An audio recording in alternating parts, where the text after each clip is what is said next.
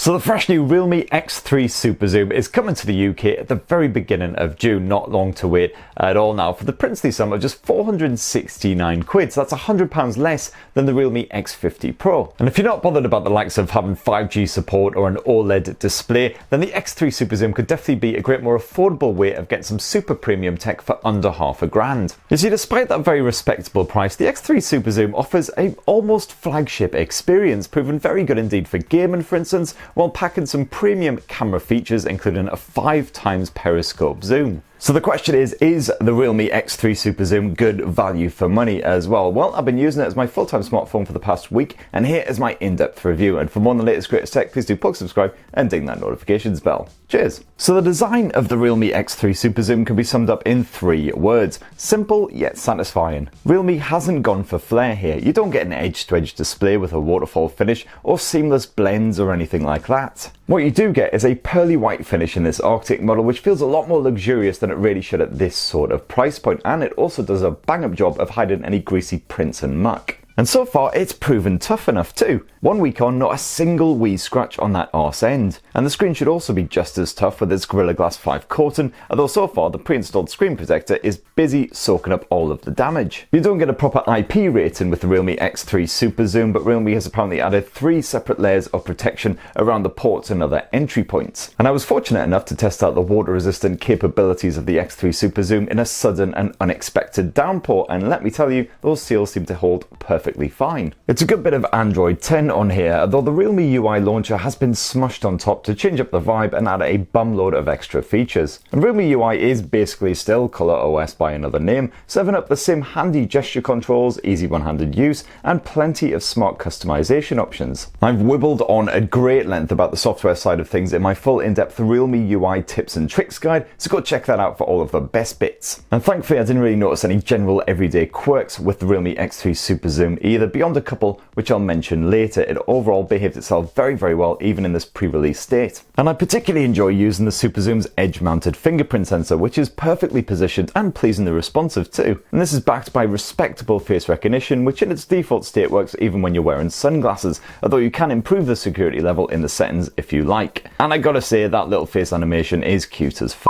Love it. So now let's move on to that 6.6-inch IPS display. Yeah, it's not an OLED, unfortunately, so that means you don't get any HDR support, but the contrast level is generally fine, and you can tinker around with the color output and the likes of that in the display settings. By default, those more vivid hues have plenty of pop, or if you prefer, they can be dialed right down as well. Either way, the Full HD Plus resolution helps to keep visuals sharp. I was happy enough to watch a full movie on the X3 SuperZoom on those particularly special days where it seemed utterly pointless to even consider getting out of bed. In fact, it's not one of the brightest panels out there, so I did occasionally struggle to see what was actually happening in particularly dark scenes in movies and TV shows when I was sat outside. But that said, everyday shenanigans like checking your mail, things like that, absolutely fine even on a sunshiny day. Unfortunately, like on a lot of Realme smartphones, that auto brightness is about as clever as your average Tory MP. I found that I had to manually adjust it quite often, bumping it down when I was sat in a darkened room and chucking it back up again when I was outside in the sun. And there's a recurrent software feature here as well called OZI, which is supposed to improve the clarity, color and contrast when you're watching a bit of video, but I noticed sweet FA difference when this was knocked on,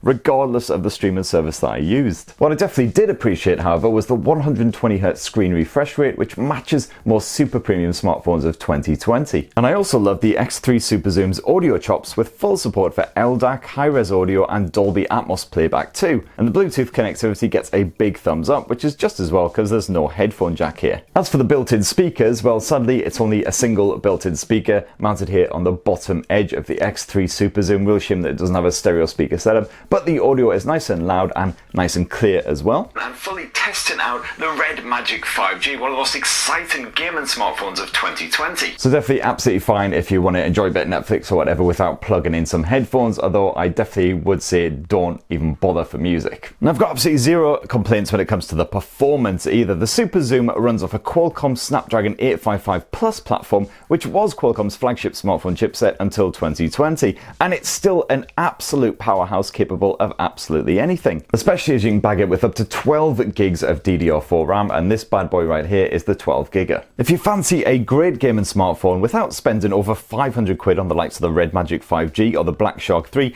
then this wee beastie definitely gets a thumbs up from me. You can happily play PubG Mobile on maximum detail settings at that 60 frame per second rate with very little fluctuation at all in the frame rate. After all, this is the same setup as the ROG Phone 2 from last year. That flat screen is perfectly suited to gaming, and while the 120Hz touch response rate isn't quite up there with dedicated gaming phones, I found that the X3 SuperZoom was still very responsive. It certainly did the trick for fast-paced games like PubG. You've even got a vapor cooling tube packed inside the Realme X3 SuperZoom to help prevent the phone from heating up too much under duress. And sure, I found that the back end of the phone did get a little bit toasty after 30 minutes, an hour of gameplay, but certainly nothing to any troublesome degree. Battery life sadly isn't quite as impressive. The 4200 mAh cell drains alarmingly quick if you're indulgent in a spot of PUBG or Skype or Zoom, so a couple of times I maybe just about scraped through until the late evening on a single charge. Occasionally I had to plug it in before bedtime. And you do have a bit of 30-watt fast charge support as well, so that'll get you up to full again in around about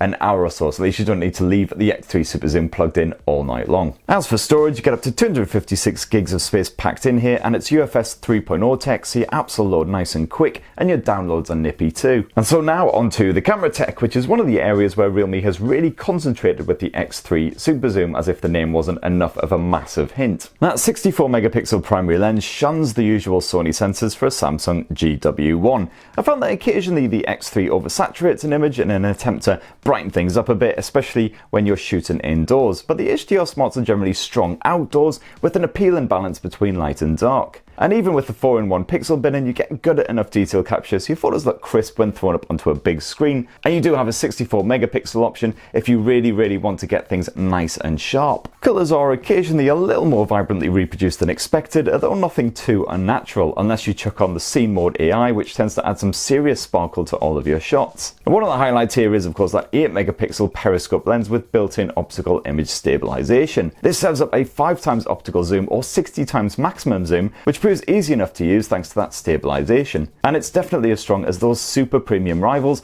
for taking distant shots with sharp natural results. You also have an 8 megapixel ultra wide angle lens, which is great for those more unique photos, plus a 2 megapixel macro lens which can capture low res up close shots of bugs or flowers and stuff like that. And seriously, can someone please explain why every phone these days has a macro lens? Seriously, just why? There's also plenty of bonus shenanigans, including a portrait mode that works rather nicely despite cropping your subject's hair if you boost up that bokeh effect. And that nightscape mode can brighten up low light shots, although if the light gets too low then the focus really starts to struggle, so the end results will be blurry anyway. And you've also got a new Starry Sky or Astro mode on here as well to satisfy anyone who wants to take pictures of the endless infinite void, presumably because they'd rather be somewhere up there than stuck for another living day on this ridiculous f***ing planet. But anyhow, I digress. This actually does a great job of showing off all of those stars that you can't normally see with your puny eyeballs unless you live in the Australian outback or somewhere else in the arse end of nowhere. As long as you have a tripod or some sort of stable setup, that is, because it takes a full 4 minutes to capture shots like this. Onto the whole movie front, and you can shoot video at 4K resolution at either 30 or 60 frames per second, and even at that maximum resolution and frame rate you still get some pretty good image stabilization as well. Colour reproduction is rather natural rather than the occasionally super vibrant stuff you get from 4K capture, and you get respectable audio pickup at all times too. There's even an HDR mode for those tricky contrast situations, although admittedly this doesn't actually seem to do much at all really. Meanwhile, up front you've got a 32 megapixel selfie camera, this one using Sony's IMX616 sensor, while there's also a secondary 8 megapixel ultra wide angle lens when you want to cram in a lot of background or other people once we're actually allowed to get close enough again. And this also supports nightscape mode, so you can capture sharper detail and more attractive results in challenging light. So there you have it, there's my full thoughts on the Realme X3 SuperZoom, my in-depth review after using it as my personal phone for a week. As you can see, not quite a perfect handset, but certainly great value for money at this sort of price point. Great news for gamers who don't want to spend $500 or more on a dedicated handset for the likes of PubG Mobile, something that's got plenty of grunt